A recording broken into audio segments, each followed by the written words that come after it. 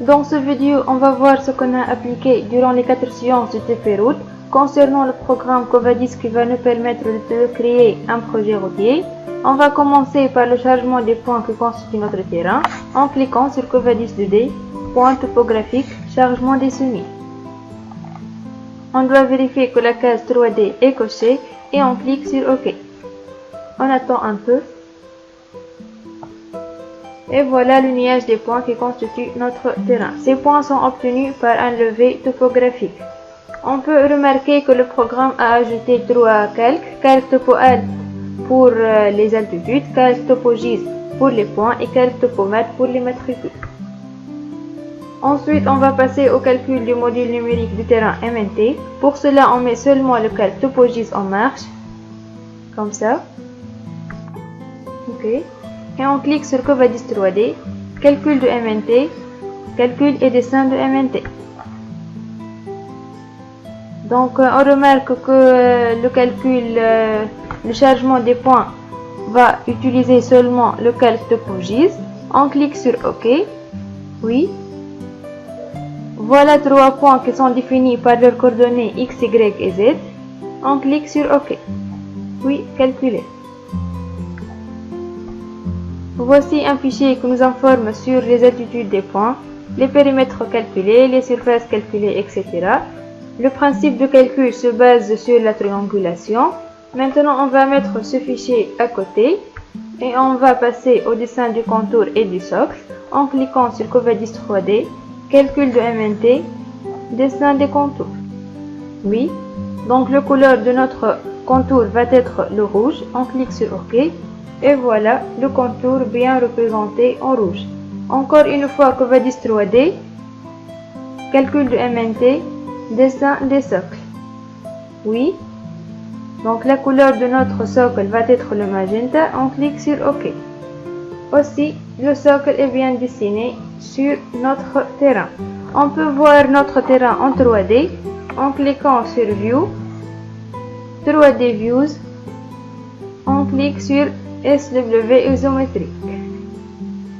Voilà le terrain en 3D. Le socle est bien clair. Mais puisqu'on va poursuivre notre travail sur la vue du dessus, donc on va réapparaître la vue du dessus en cliquant sur View, 3D Views, Top. Voilà. Maintenant, on va procéder au traçage des courbes de niveau. C'est pourquoi on doit décocher tous les calques sauf le calque 0 et le calque topogis. Comme ça. Puis on clique sur Covadis 3D, courbe de niveau, automatique /MNT. Oui. Voilà une fenêtre qui nous informe sur les 5 calques du courbe de niveau. Ces 5 couleurs, leur densité qui est 8. Et on doit tout d'abord vérifier que ces 5 cases sont cochées, puis on clique sur OK. Voilà les courbes de niveau bien dessinées sur le terrain avec ces différentes couleurs. Mais ces courbes de niveau sont sans cotation. Alors pour faire leur cotation, on va tracer tout d'abord un axe quelconque qui traverse les courbes de niveau, par exemple comme ça. Puis on clique sur Covadis 3D, courbe de niveau, cotation des courbes. On va cocher axe et on sélectionne l'axe qu'on a déjà tracé, puis entrée. OK. On supprime l'axe et voilà les courbes de niveau avec ces cotations. L'étape suivante, c'est le tracé en plan de notre route. Donc concernant le tracé en plan, on va saisir 3 points dont 2 points représentent l'extrémité et un point représente le sommet du virage. Mais avant ça, on va mettre que le calque 0 et le calque périmètre en marche. On va décocher les autres calques. Voilà. Et on va changer le style des points pour être bien visible en cliquant sur Format, Point Style. On choisit ce style par exemple et on clique sur OK. L'étape suivante, c'est on doit entrer les coordonnées des 3 points. Pour le premier point, 375 450, entrée. Le deuxième point, 270, 300, entrée. Et pour le troisième point, 370, 170, entrée. Voilà. Par la suite, on doit relier ces trois points par deux droites, comme ça. Puis, on va décaler ces deux droites par une distance de 80. Comme ça. Donc, le point d'intersection de ces deux droites représente le centre du cercle qu'on va tracer. Voilà. Avec un rayon 80 pour être une cercle tangente aux deux droites. Entrée. Voilà. On va supprimer ces deux droites.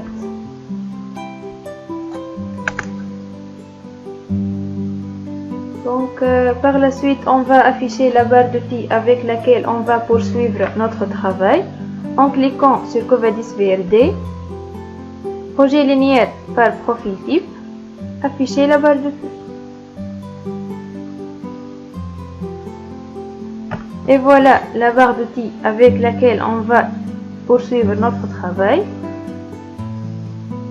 On commence par la construction de l'axe. On choisit par exemple courbe à sommet symétrique et on sélectionne la première droite, voilà, et le deuxième droite, voilà.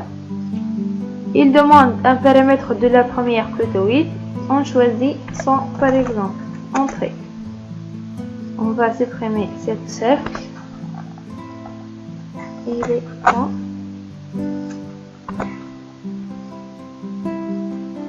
Comme ça, on obtient notre tracé en plan. Ensuite, on va créer un nouveau projet.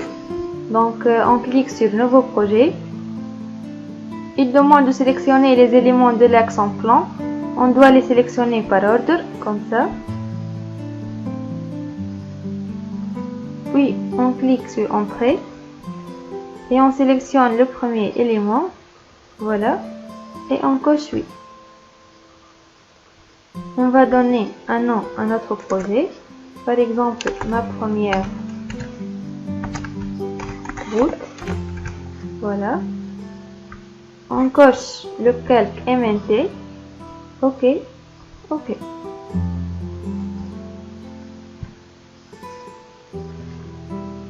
Ensuite, on va tabuler l'axe. Donc, la tabulation de l'axe consiste à le diviser en intervalles de distance à l'aide des piquets. On clique alors sur Tabuler l'axe. On coche extrémité de l'axe, sommet de l'axe. Puis, on sélectionne les droites avec un intervalle de 20 mètres. Voilà. Et on ajoute les tabulations à la grille. Ensuite, les clotoïdes. On coche intervalle et on choisit un intervalle de 10 mètres. Et on ajoute les tabulations à la grille. Puis, on clique sur OK. Et voilà la tabulation de notre axe. Et comme ça, notre tracé en plan est presque terminé. On va passer maintenant au profil en long. Donc, comme première étape, on va créer un nouveau profil en long en cliquant sur Nouveau profil en long. OK. On choisit un emplacement pour notre profil en long. Voilà. C'est notre profil en long bien représenté. Par la suite, on va activer le bouton au snap en cliquant sur le bouton droit Settings. OK. Puis on clique sur Alignement droit. Il demande de choisir le point de départ, c'est la première extrémité. Puis on trace l'axe de façon à avoir la quantité du déblai égale la quantité des remblais. Par exemple comme ça. Et on finit par l'autre extrémité. Voilà. Échappe. Et puis on va raccorder paraboliquement ces trois droites 2 à 2 en cliquant sur Raccordement parabolique. On choisit tangente, tangente, rayon. Donc on va raccorder le premier segment et le deuxième segment. Il demande un rayon entre 0 et 7161,31. Par exemple, on choisit un rayon de 500. Entrée. Donc on va garder ce raccordement, on coche oui. Puis le deuxième segment et le troisième segment, il demande un rayon entre 0 et 2764,05. On choisit par exemple un rayon de 1000. Voilà, entrée. Oui, on veut garder ce raccordement, on coche oui. Voilà les droites raccordées. Par la suite, on va procéder aux créations du courbe du projet en cliquant sur création d'une courbe projet. Donc, il demande de sélectionner les éléments du projet. On doit sélectionner tous les éléments. Voilà. Avec précision. Comme ça, on a sélectionné les éléments. On clique sur Entrée. Oui. Puis OK.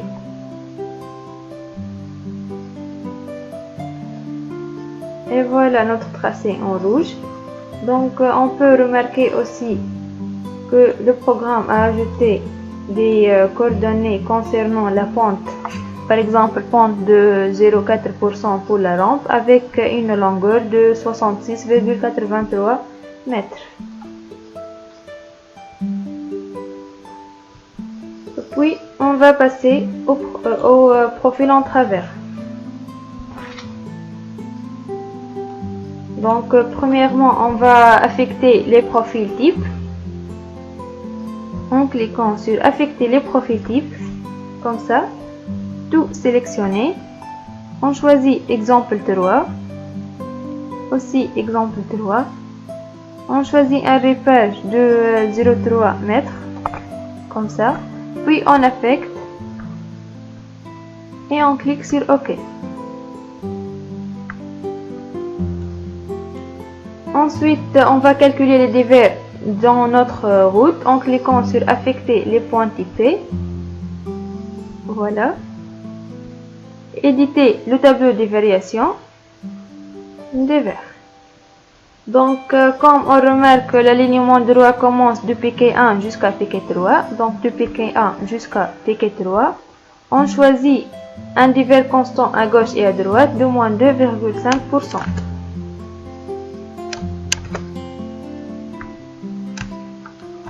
Et on clique sur calculer. Les clotoïdes passent de piquet 4 jusqu'à piquet 27. Donc pour la première moitié des clotoïdes, ils sont de piquet 4 jusqu'à piquet 14. Voilà. À gauche, donc le dévers passe de moins 2,5 à moins 6%. Et à droite, le dévers passe de moins 2,5 à 6%. Voilà, et on clique sur calculer. La deuxième partie des clotoïdes passe de P15 jusqu'à P27. Voilà. On choisit à gauche un dévers qui passe de moins 6% jusqu'à moins 2,5%. Et à droite, un dévers qui passe de 6% à moins 2,5%. Et on clique sur calculer. La dernière partie concerne les alignements droits qui passent de piquet 28 jusqu'à piquet 30. Donc on choisit un dévers constant de moins 2,5%. Voilà.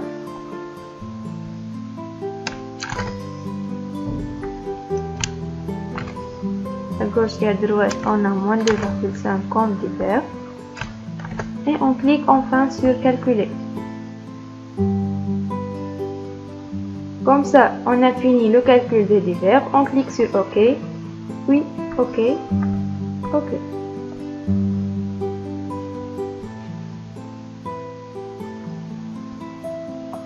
L'étape suivante, c'est le calcul du projet. Donc, on clique sur calculer le projet. Voilà. Calculer. continue. Donc si on veut voir l'animation du profil en travers, on clique sur lancer l'animation. Voilà notre profil en travers en remblai et déblai. Donc on arrête l'animation. On peut aussi dessiner le projet en cliquant sur dessiner.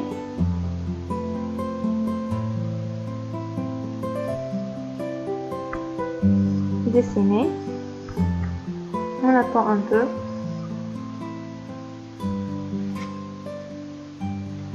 OK.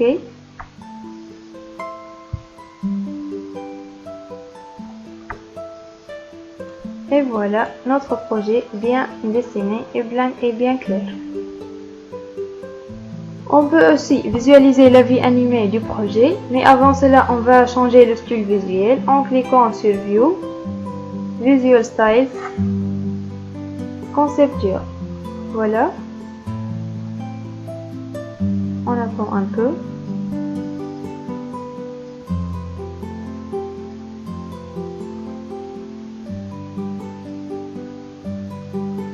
Puis on clique sur View, animé du projet.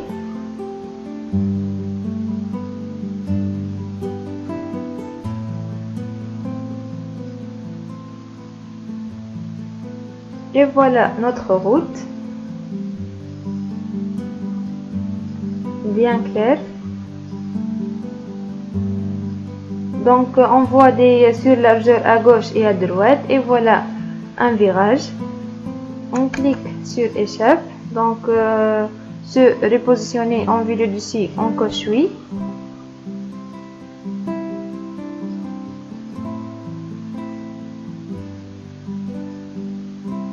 On attend un peu. Ensuite, on va dessiner les profils en travers du projet. Donc, on clique sur dessiner les profils en travers projet. OK. On attend un peu.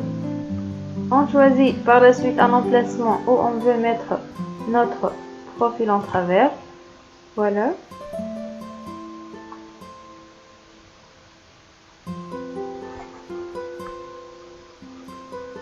Comme ça, on a obtenu les profils en déblai et en remblai.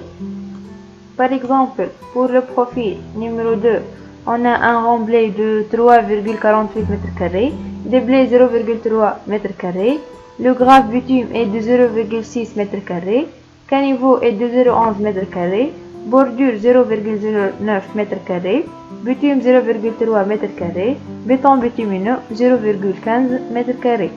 Pour la cartouche, on trouve les altitudes T1 par rapport au terrain naturel, distance à l'axe terrain naturel, distance partielle T1, altitude projet, distance à l'axe projet, distance partielle, donc toutes les coordonnées sont bien claires.